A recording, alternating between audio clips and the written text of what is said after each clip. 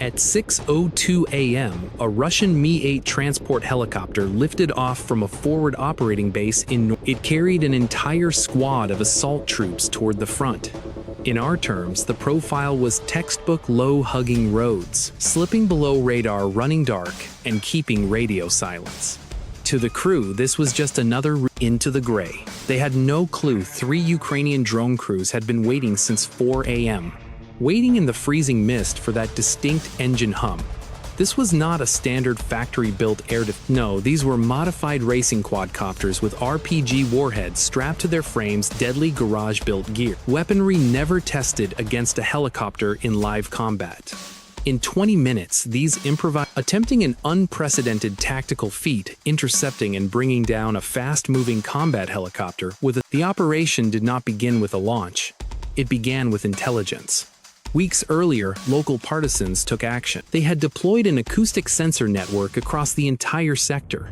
Cheap smartphones with external mics were hidden in trash, fake rocks, and tree lines, all linked via a low-power tactical radio web. Each listening node monitored for the signature low-frequency thump of rotors. If that sound crossed our program threshold, the device logged the precise millisecond of arrival and transmitted a tiny data packet. Since our software could compare multiple timestamps to triangulate the exact source of the sound. The system could pinpoint a low-flying aircraft within tens of meters over kilometers away through fog and dense forest. Around 6:10, a single node spiked. Seconds later, 2 more triggered. Right on target. Hidden in 3 separate sectors, 3 of our operators felt their tactical tablets buzz at the contact updated on their shared screen, bearing 285 speed, 150 kilometers. Altitude 40 meters. Our teams had deployed along the 3 most likely avenues of approach, covering the highway, the northern farm paths, and the southern river corridor. A single miscalculation meant the transport would slip by, and those assault troops would breach our lines the old-fashioned way. There would be no second chance.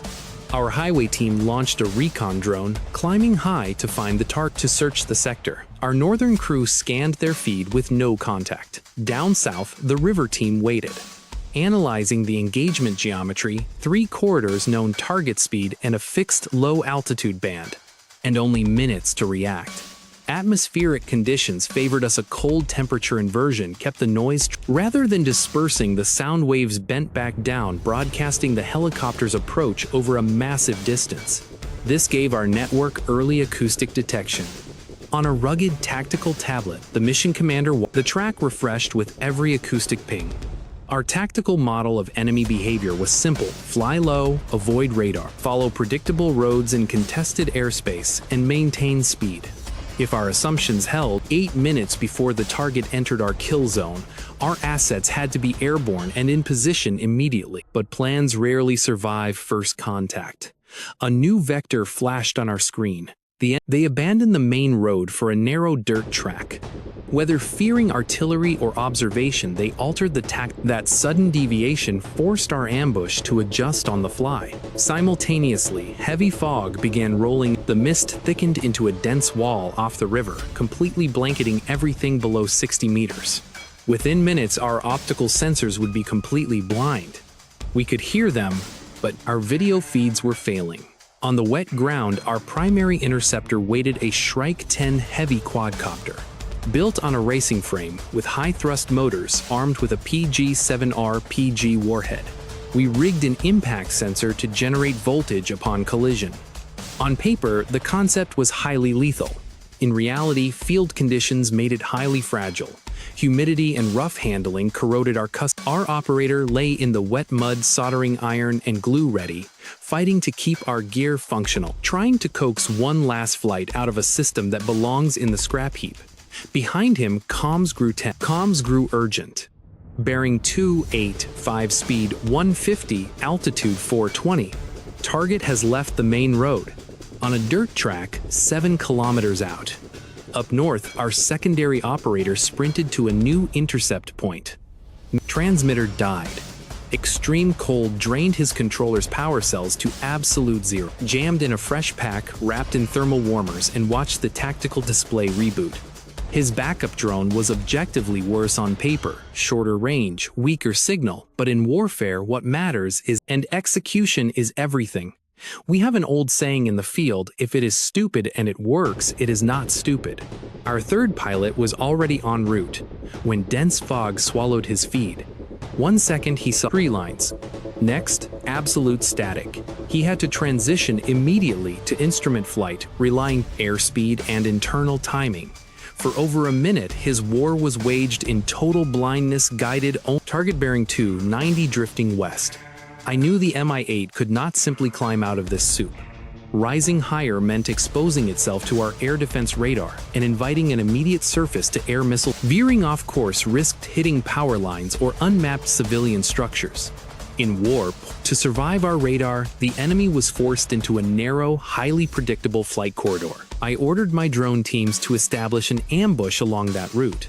The target would fly. In the rear, a Russian electronic warfare vehicle detected our radio frequency emissions. Their crew began They hunted for a clear control link, but our signal left them with only a chaotic smear. We did not utilize basic fixed hobby frequencies. Our tactical command links hopped out of channels hundreds of times per second. To their electronic warfare monitors, we looked like simple background static. There was no single thread to sever. They knew we were up there, but they could not isolate us. At 6:21, the Mi-8 emerged from the mist exactly where our calculation would. High above the layer, our reconnaissance drone acquired the target. Nose pointed northwest, traveling at 150 kilometers per hour, 40 meters up, hugging that dirt road. On our lead pilot's screen, however, the telemetry was grim. 60% battery, 3 kilometers remaining, and our FPV drone maxed out at 100. The target was faster. Pursuing from behind was impossible, so our pilot plotted a course to where it would be in 2 minutes if it maintained course.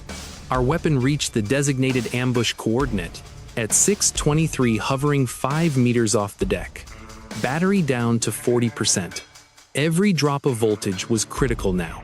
He managed power, carefully pulling back the throttle just to stay airborne. On my monitor, the feed flickered with heavy static, offering brief glimpses of the target road. We chose to rely on analog video. It was noisy and low resolution, but latency was measured in mere milliseconds. Against a fast-moving helicopter, those fractions of a second are life and death. I ordered my backup teams into fallback positions. If our primary strike failed, they were ordered to with their own assets. Near the front line, enemy troops picked up the high-pitched whine of our engines and reported active aerial threats. Meanwhile, their jamming units detected brief spikes of electro flickering across their screens. Then the incoming Mi-8 announced itself through the fog with the heavy signature of its heavy 5-blade rotor picked up by our acoustic sensor. 30 seconds out came the report. Intercept window within 50 meters. The enemy flew blind, operating in total radio silence, completely unaware of any danger not detected by their onboard instruments, oblivious to our killer drone waiting directly in their flight path. Then the fog parted. Our pilot acquired the target, a massive silhouette skimming low over the road.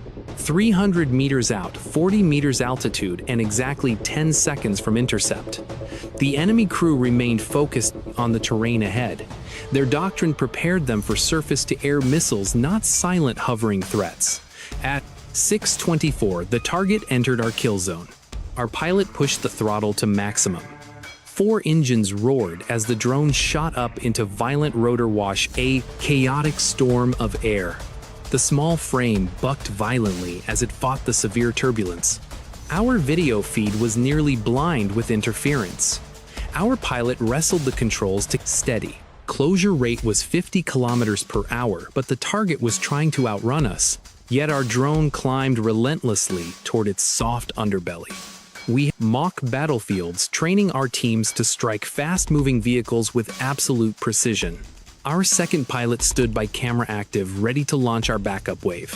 The third remained in reserve. Based on the high-angle footage, we cannot confirm if the Mi-8 crew ever detected the quadcopter ascending through the fog.